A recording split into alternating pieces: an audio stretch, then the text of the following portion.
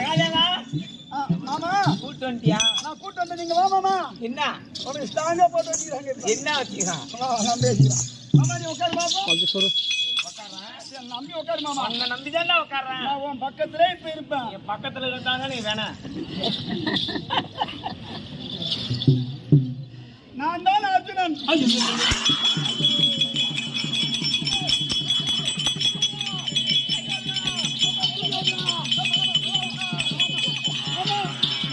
மயில் சோறு.